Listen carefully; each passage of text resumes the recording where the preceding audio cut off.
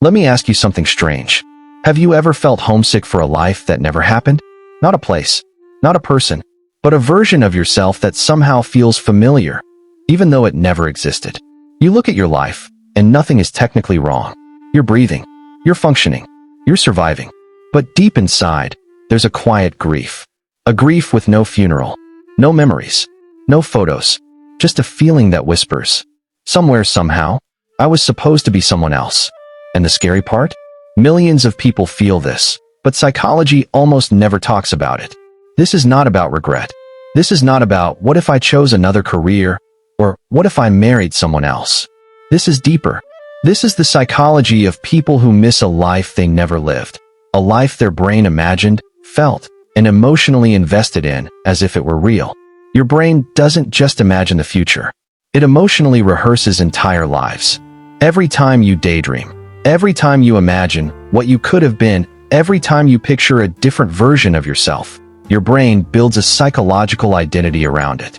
Not a fantasy, an emotional structure. Because your brain doesn't delete them, it archives them.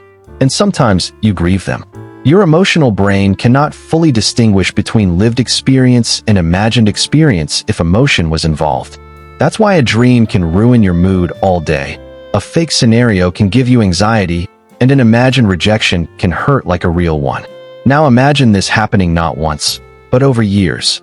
A life you mentally lived in fragments. A confident version of you, a free version of you, a creative version of you, a loved version of you. Each fragment carried emotion, and emotion creates attachment. So when real life doesn't match that internal life, your brain experiences ambiguous loss. Loss without proof, grief without permission. And that is one of the hardest forms of psychological pain. Not everyone feels this, but if you do, there's a reason.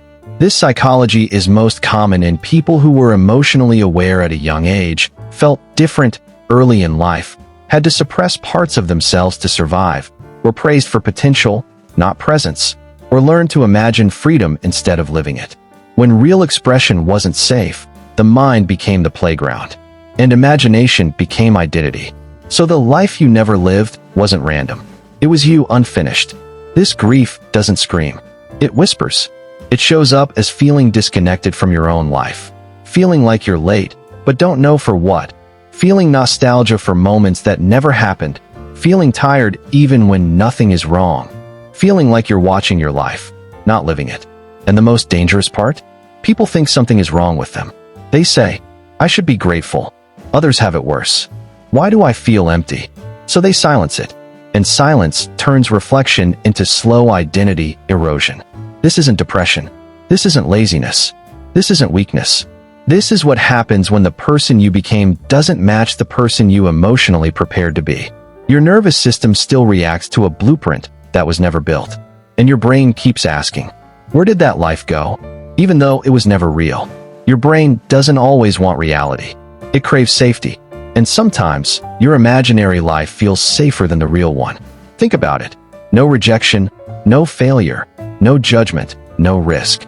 You can be braver, smarter, more confident in your mind than in reality. And over time, without even realizing it, your mind starts preferring the life you feel over the life you live.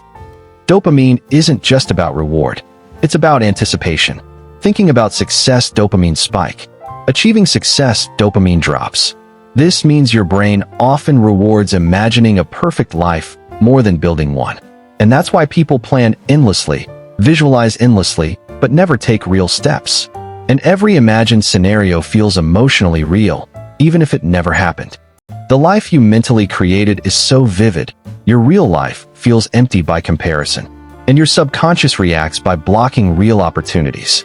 You quit before trying, stay stuck in comfort zones, avoid risks you secretly crave. Your brain is protecting the imaginary life from being disturbed, even if it destroys your real one. This is silent self-sabotage. Most people never notice it. They just feel frustrated, restless, or incomplete. The ghost life doesn't just live in your mind.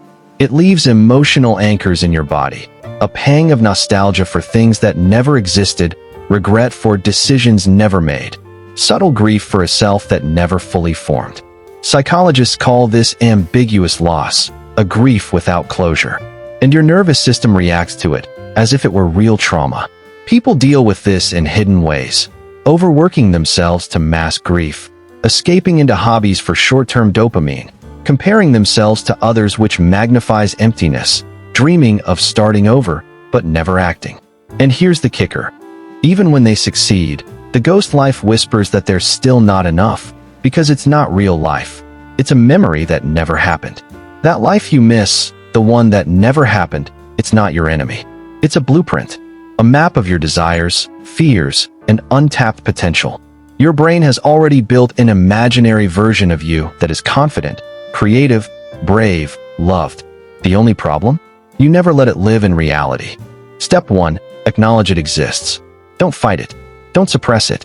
Look it in the eye and say, I know you're here. I know you mattered to me, even if you never lived. Your brain relaxes when you stop denying it.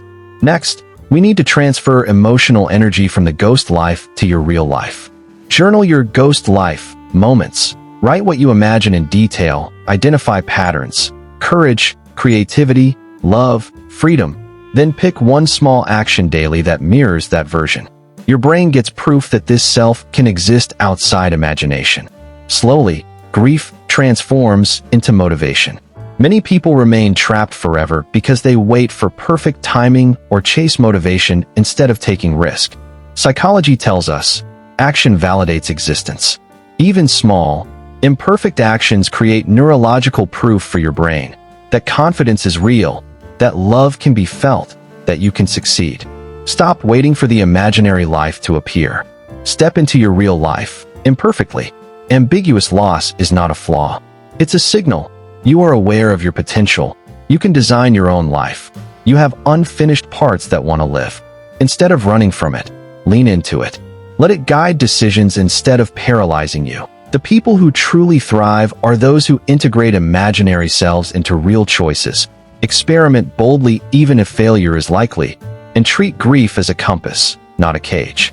The ghost life doesn't have to haunt you. It can guide you to a life that's even better than imagined. Every person watching this has at least one life they never lived inside them. Ask yourself, am I going to mourn it forever? Or am I going to live it for real today? Because the world doesn't reward imagination alone. It rewards courage, action, and integration. Once you start living that life, the ghost disappears, and the real you finally feels complete. Comment below, I'm ready to live it, if you felt this inside you. Subscribe so you don't miss more psychology that actually understands the human mind. Share this with someone trapped by their own imagination. Your brain, your ghost selves, your unrealized dreams, they're not your enemies. They're your secret weapon. Use them. Start today.